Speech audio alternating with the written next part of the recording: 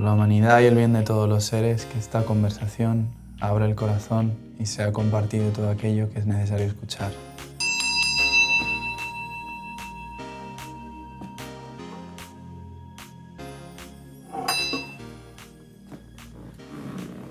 Bienvenidos a todos, somos 144, soy Jorge Sol, aquí estoy con Paloma Maya, tan bonita ella, y con Miriam Giovanelli. Hola. Bienvenida. Gracias. Gracias por venir. ¿De Gracias dónde a vienes vosotros. hoy? Pues vengo de mi casa, he entrenado esta mañana, me ha dado tiempo a volver a casa, darme una ducha y venir aquí. ¿Sí? ¿Con los niños los has llevado a...? Les he llevado el cole esta mañana, sí. Sí. ¿Y qué tal el trabajo de madre? A mí me encanta, la verdad que lo estoy disfrutando mucho. Bueno, antes de las entrevistas suelo traer un cuento, me lo suelo preparar con algo que sintiera con la persona. Y hoy ha sido muy especial porque este es el libro de mi prima, el libro blanco de las brujas blancas. Y cuando he pensado en ti, en tu energía, me ha venido este libro. ¡Qué guay! Así que voy a abrir una página, es un formato oráculo. Entonces hay un mensaje en cada página y siento leerte algo de aquí a ver qué sale. Vale, Tú me dices ya. vale, ya.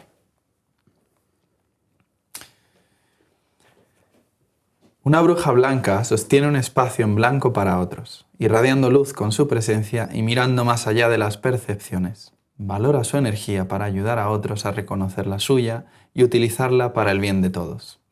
Con amor, plantea preguntas sin juicio ni prejuicio, llevándote a explorar tu propio mapa del tesoro en el presente. Te refleja tus palabras para que veas la coherencia y la verdad en tu interior. No todos pueden enfrentar la desnudez de su mente ante una bruja blanca, pero aquellos valientes que lo hacen descubrirán su verdadera voz y pensamiento. En colaboración reconocerán sus almas y se impulsarán mutuamente para volar y llevar los regalos del cielo a la tierra. Las brujas blancas se reúnen en un círculo de celebración, rodeadas de velas, frutas y flores.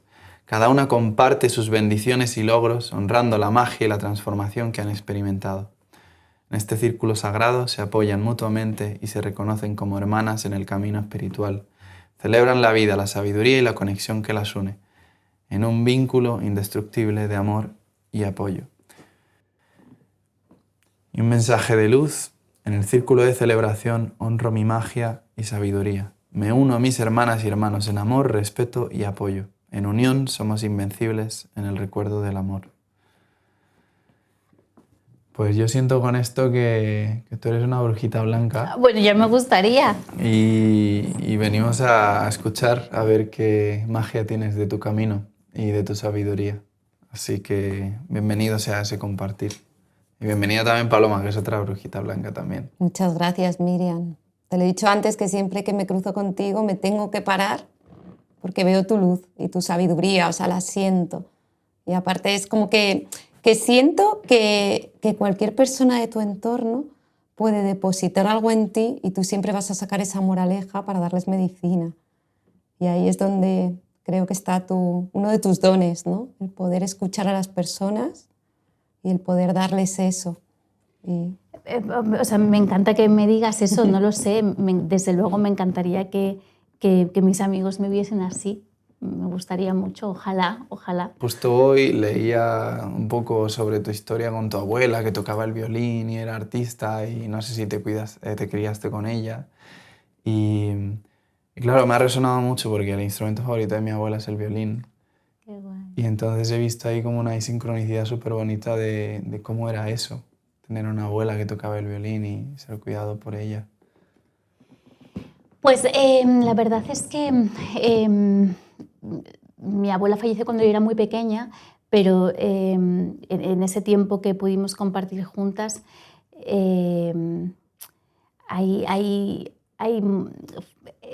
tiene mucho que ver con lo que yo pienso a menudo, ¿no? Con mi manera de vivir. Mi abuela era una mujer súper generosa, me acuerdo mucho de ella prácticamente todos los días. Y sí que es cierto que, bueno, que mi abuela me dio, al final mi abuela era muy mayor cuando nos conocimos al final. Y el tiempo que pasamos juntas, pues lo teníamos que pasar juntas compartiendo ese tiempo, porque al final no me podía llevar al parque, no podía tener como una implicación más física conmigo, entonces era toda una implicación más emocional y más intelectual. Entonces lo que hacíamos era leer mucho, jugar al ajedrez, era una mujer muy, muy presente, ¿no? Desde ese sitio. Y la verdad es que qué resiliencia, ¿no? La de esa generación, la de esas mujeres. Y también qué interesante, que esto lo pienso a posteriori, en ese momento evidentemente no, qué interesante la unión entre alguien que tiene toda la vida por delante, ¿no? Y alguien que sabe que ya no la tiene, ¿no? Que era un poco lo que le pasaba a mi abuela. Y qué interesante lo que puede salir de ahí, ¿no? Y lo que le puedes ofrecer al otro. Yo creo que sin duda es uno de los momentos en los que más puedes intercambiar realmente cosas de valor, ¿no? Alguien que lo ha vivido todo y que de repente puede redescubrir, ¿no? Todo eso. ¿Cuántos años tenías? Pues cuando mi abuela falleció yo tenía 13. Vale. Entonces sí que es cierto que yo he tenido mucha relación con mi abuela siempre, pero más sobre todo en la infancia. Al final con 13 años ya eres un poco más adolescente, ¿no? O preadolescente y ya pues hacía más cosas. Me relacionaba con más gente, pero al final los primeros años de vida tus relaciones son las de tu casa y las del tiempo que vas al colegio, ¿no? Pero sobre todo las de tu casa. Total. Estas semanas pensaba mucho en ti y conectaba mucho con tu niña. Y todo el rato pensaba cómo era esa niña, cómo era Miriam cuando era pequeña, ¿no? Tenía como una conexión muy profunda con tu niña interior. Pues te diré que este año para mí ha sido importante en cuanto a reconciliarme con la niña y con la adolescente. Me ha costado mucho ver mi infancia y mi adolescencia como desde un lugar, verlo con amabilidad, ¿sabes? Y es verdad que este año ha sido el año para eso. También es cierto que tener hijos a mí me ha hecho ver la infancia con los ojos de menos castigadores, ¿no? Que como los veía yo, ¿no? A lo mejor de cosas que me arrepiento de haber hecho o de no haber hecho, ¿no? Entonces como ver cómo se desarrolla la vida pues me hace comprender, ¿no? Determinadas cosas que hice o que viví o que han pasado para mirarlas con más cariñito y con más amabilidad. Sincronizaba mucho como con cuando yo era pequeña, ¿no? Y tenía miedo y todos esos miedos que tenía, que a lo mejor me quedaba como asustada, ¿no? Con las cosas que pasaban a mi alrededor y pensaba en ti. Y yo decía, ¿por qué? Porque estoy pensando en Miriam ahora, cuando ella era pequeña, qué pasaba con lo externo, qué había que hacía que tuvieses que protegerte, ¿no? Porque sé que ahí empieza tu historia y sé que tu historia empieza a crecer a lo largo de muchos años para ser quien eres a día de hoy y te has convertido en una mujer muy trabajada, que te ha costado muchísimo llegar hasta aquí y creo que tienes muchísimo que ofrecerle al mundo. Muchas gracias. Me resulta bastante alucinante el tema del miedo porque sí que es cierto que también está siendo un poco mi batalla desde hace algunos años. Porque sí que es cierto que yo me reconozco un poco en... O sea, bueno, creo, no sé si a todos, pero bueno, creo que la rabia es un motor, es una complicada, pero que quieras que no, también en mi caso ha sido un motor muchas veces, ¿no? Un motor para hacer cosas chulísimas, ¿no? Y vivir experiencias que me apetecía vivir, porque es verdad que la rabia es muy temeraria también, ¿no? Entonces eso me ha permitido como pues vivir en los países donde he querido para acabar con determinadas cosas, ¿no? O sea, ha sido un motor a veces vinculado a la huida, a veces vinculado al enfado, a veces vinculado a la crítica, pero ha sido un motor que me ha hecho hacer cosas geniales y que me ha hecho hacer cosas no tan geniales. Entonces, sí que es cierto que eso es algo que yo he trabajado durante mucho tiempo, porque cuando ya empiezas a hacer cosas que no son tan geniales, como pues eso, no saber salir de determinadas relaciones, cuando se te enquista un poco esa rabia y ya como convives, aceptas una violencia que con la que no tienes por qué vivir, ¿no? Entonces, cuando eso se empieza a enquistar y empiezas a estar como cómoda en una violencia, ya te hablo de violencia verbal, o sea, en general, ¿no? Esto es lo que pasa, el hate, ¿no? Lo que se llama... Sí, que es tu propia violencia, ¿no? Que te está reflejando a lo mejor. Sí, o bueno, no, o conectas, ¿no? Con eso. Yo muchas veces digo, por ejemplo, yo nunca se me ocurriría poner un comentario negativo sobre nadie en las redes sociales, pero solamente el hecho de leerlo, que se lo pongan a otra persona, ya te está conectando con una energía, ¿no? Ya te está conectando con algo que no es agradable. Entonces, cuando muchas veces, guiada por esa rabia, pues permites que determinados comentarios se hagan, ¿no? Que determinadas cosas ocurran, pues eso hay que yo digo, eso hay que cambiarlo. Bueno, yo quise salir de eso, ¿no?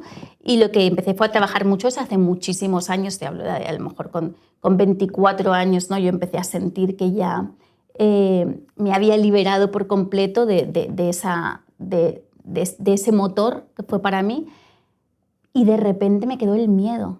Claro, porque lo que a mí de repente descubrí, que también es interesante cuando entiendes por qué haces las cosas, ¿no? Y de dónde surge la rabia. Cuando yo de repente descubrí que mi rabia surgía para no enfrentar el miedo que me daban otras cosas, entendí que lo que realmente tenía que trabajar eran los miedos.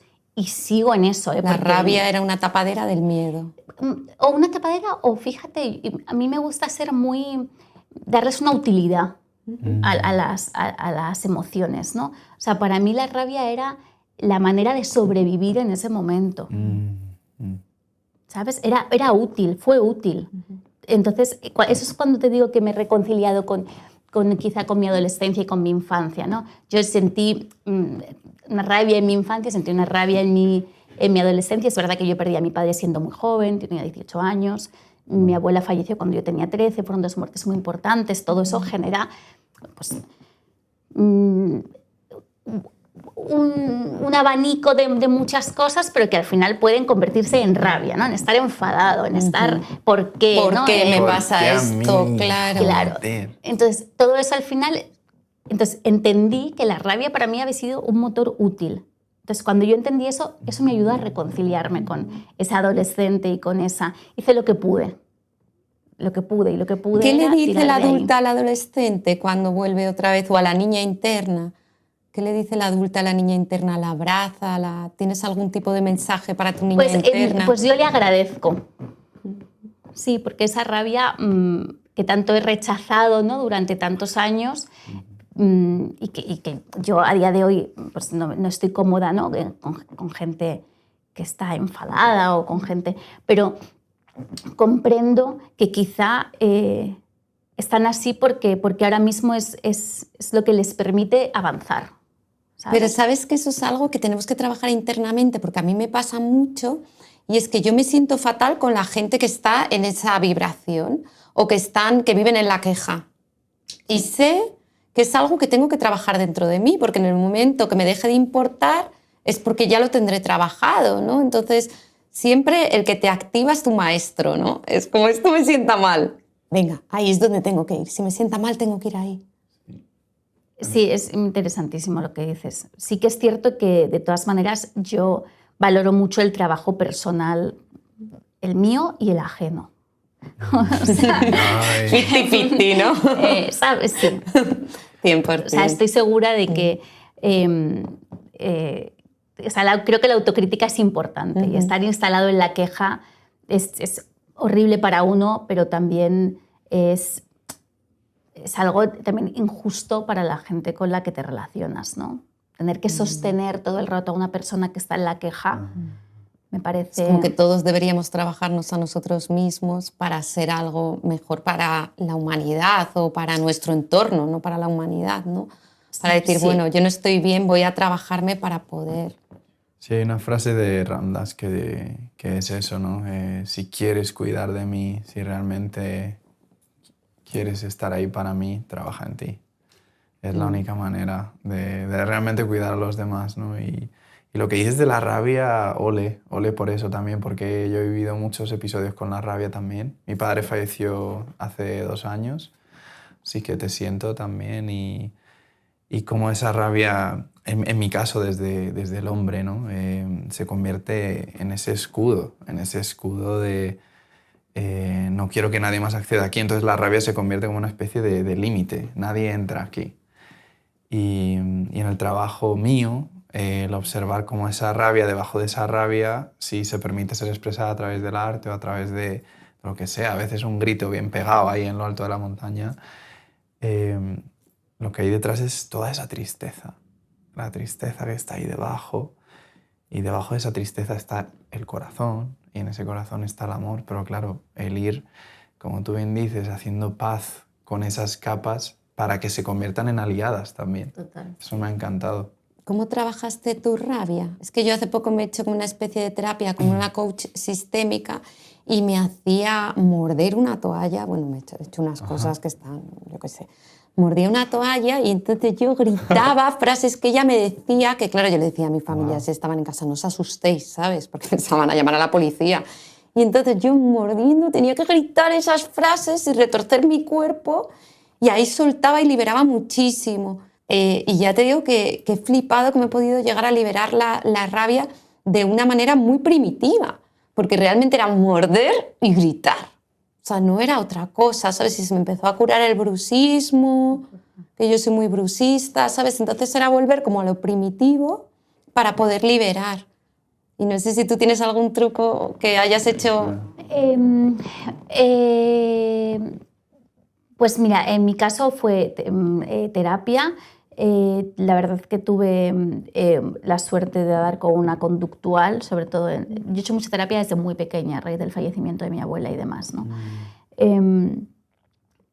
Porque para mí mi abuela era como un pilar fundamentalísimo de mi vida. Y entonces, a través de la terapia, sí que es cierto que hice bastante terapia hasta los 18, que me fui a vivir a Italia, a raíz del fallecimiento de mi padre. Y cuando volví, yo sentía que tenía que trabajar algo más, y busqué una conductual para ir directamente al lío. Sí. Y la verdad es que me cambió la vida. O sea, fue increíble, me ayudó muchísimo. Estuvimos un año trabajando y sí que es cierto que conseguí deshacerme de muchos patrones que tenía, que no me ayudaban y que yo asociaba a cosas o a figuras que no tenían, que al final resultó que no tenía que ver con eso, que muchas veces tiene más que ver con la presencia que con la ausencia, ¿no? Que muchas veces pensamos, no, es que esto me viene por mi padre, que no sé qué, o esto me viene... Y a veces es la presencia lo que más te marca, ¿no? Lo que más te hace tener un patrón de comportamiento, ¿no? Si de repente... o sea, pongo ejemplos que no son míos, pero de repente tienes que cuidar a alguien, pues si te toca de repente cuidar a alguien, a lo mejor estar en ese rol de cuidados, después lo extrapolas, lo llevas a la pareja y claro, hay una... o sea, la relación no está en equilibrio, ¿no? O sea, que al final muchas veces la manera en la que tú te relacionas en los roles que tú ocupas en tu familia son realmente esos patrones que estás llevando luego a tus relaciones de pareja. ¿Crees que viene del árbol, o sea, que viene de generaciones anteriores? No, creo que viene del rol actual que tú ocupas en tu familia. O sea, muchas veces pensamos, o sea, yo por ejemplo podía pensar, no, es que mi relación con los hombres está vinculada, que como a mí me faltó mi padre, y no, a lo mejor mi relación con los hombres tiene que ver con que mi abuela era muy mayor y yo quería ser muy servicial y muy tal, y claro, eso con mi abuela está genial porque la relación era de amor de las dos y estaba relacionada con sus necesidades, mis necesidades y con lo que yo le podía ofrecer a ella y con lo que ella me devolvía. Pero si de repente te llevas toda esa cosa de cuidados, de ser servicial a una pareja... Y no estáis en la... Pues es raro, ¿no? Entonces de repente empiezas tú a adoptar códigos, que eso fue lo que descubrí con con la terapia conductual, que muchas veces muchas de las cosas no están relacionadas con eso que sientes que te falta, sino con eso que está en tu presente manifestándose. Sí, que no tenemos que volver tan atrás, ¿no? No, con tu Muchas forma de veces. ser hoy, ¿no? Con cómo eres hoy en determinadas facetas de tu vida, pues a lo mejor... Me encanta esto porque yo siempre estoy como buscando para atrás, ¿sabes? Y es como que siempre busco y a lo mejor no hay que buscar tanto porque está aquí y ahora, ¿no? En el momento presente, en cómo vives tu vida, ¿no? En ese momento. Claro, si de repente, pues yo conozco a gente que a lo mejor tiene una madre súper exigente, ¿no? Y buscan todo el rato agradar a esa madre súper exigente, o a ese padre, o a ese abuelo, lo que sea. Y entonces entran como en esa cosa de tener que agradar todo el tiempo y de tener que estar como, ¿no? Como situarse por debajo y hacer un poco lo que... Entonces al final eso, si te lo llevas a otras relaciones, a lo mejor con tu madre eso está ok, pero en otras relaciones igual te daña, igual no te lleva a tener la relación que quieres tener, ¿no? Entonces a mí eso es verdad que lo conductual me ayudó muchísimo. Y luego, desde hace relativamente poco tiempo, he descubierto una terapia que me parece interesantísima, y es verdad que un poco todo lo que escucho lo voy probando, porque también me gusta mucho a la hora de trabajar personajes, ¿no? Como conectar desde muchos sitios distintos. Y es el MDR. Quería que hablases de esto, estaba deseando. Cuéntanos, pues por favor. El MDR es una terapia muy interesante porque digamos que lo que elimina es el relato, ¿no? Que muchas veces cuando hacemos terapia, o sea, desde luego el psicoanálisis está muy relacionado con el relato y demás, pero muchas veces cuando hacemos terapia hablamos de lo que nos pasa, ¿no? Y en ese hablar de lo que nos pasa hay ya una percepción, un punto de vista, por muy honesto y muy crítico que quieras ser contigo, ¿eh? O sea, pienso en la gente que va a terapia desde la honestidad, haciendo un ejercicio de autocrítica. La que va a inventarse el relato, no. Yo pienso en la que realmente va queriendo ser honesta y queriendo trabajar. Pero al final todo eso, aunque tú seas muy honesta, ha pasado ya varios filtros, sobre todo tus experiencias, ¿no? Lo que has vivido, y eso al final también hace que unas cosas te dañen a ti y a mí no, y a mí sí y a ti no. Entonces el MDR es como que elimina eso y lo que hace es ir directamente a la emoción. Entonces a través de un disparador actual consigue llegar, digamos, a la emoción primigenia, ¿no? A la primera vez. ¿Qué es el disparador actual? Pues un disparador actual es un hecho que te genera estrés. Que te genera esos pensamientos en bucle, eso que altera tu reconocer vida. Lo que altera tu estado emocional, ¿no? Eso es lo primero. Algo que altera. Vale. Entonces tú llegas, esto es una terapia avalada por la OMS, o sea, es algo súper médico-científico. Entonces, esto lo que hace es, a través de esa emoción, consiguen llegar a la primera vez que tú sentiste eso. Ajá.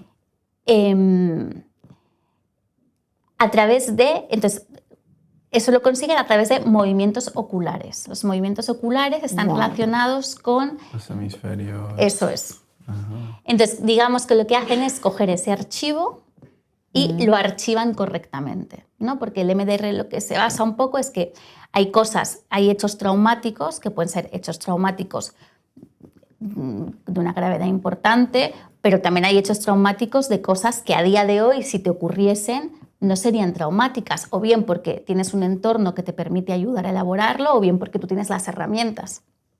Entonces el MDR lo que hace es llevarte otra vez a ese momento, a esa emoción, a través de la emoción, coger ese archivo, que lo elabores y lo archivas correctamente. O sea, así funciona. Parece magia. O sea, es espectacular. Puede haber un ejemplo así práctico, porque todo es como, pero como, ¿qué sería coger un archivo y archivarlo correctamente? Pues es llevar una emoción y conseguir llegar al momento en el que el primer momento en el que sentiste eso. Rabia. Me llevan a sentir la rabia. Te llevan a sentir la primera vez que tuviste, o sea, la tecla que está tocando tu rabia, digamos. Eso es. Y a través de eso consigues como elaborarlo y es que sientes hasta claro. Hay un desbloqueo. Pero hablamos un poco físico. También de hipnosis. No, yo he hecho hipnosis también. Vale. No tiene que ver con la hipnosis. No tiene que ver. No, de hecho eres súper consciente, tan consciente que a mí me ha pasado hacerlo y decir, Dios, es que ¿cómo no lo había pensado? También es cierto que a mí me ha pasado recordar cosas que no recordaba. Ujú.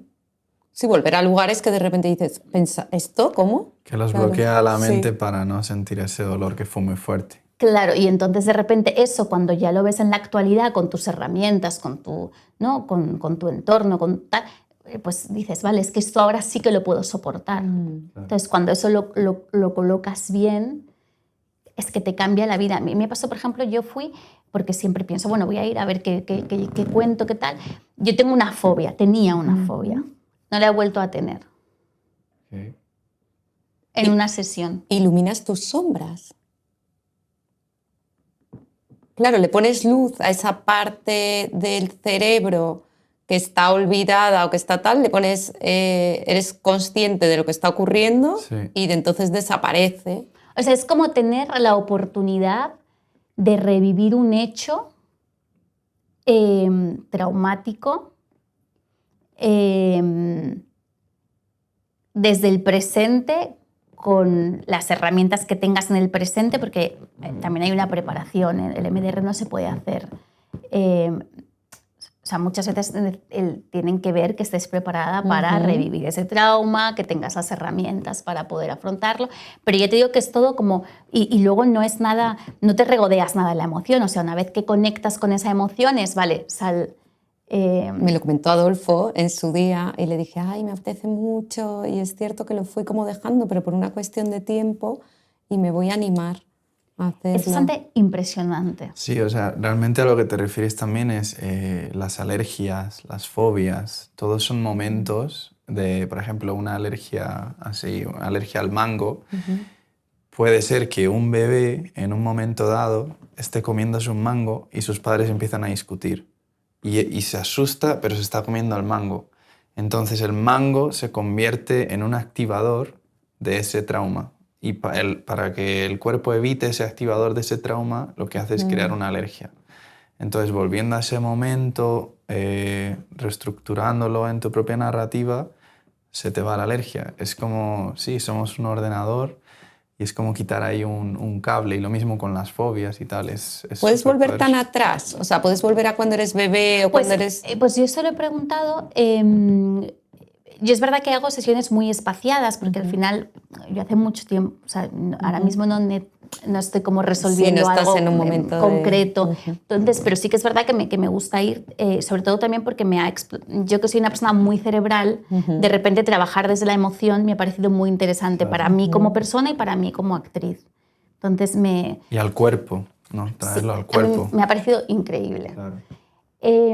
Pues justamente en una sesión le pregunté, ¿y esto hasta dónde puedes llegar, no? Y o sea, ¿hasta dónde puedes? ¿Hasta dónde? Dime, dime. Quiero llegar dónde? hasta el final, claro. Y me dijo que se tratan muchos temas preverbales y que me pareció súper interesante también esto, porque, claro, los traumas preverbales son esos traumas que ocurren en la infancia cuando tú todavía no sabes ponerle palabras, que tiene todo el sentido del mundo.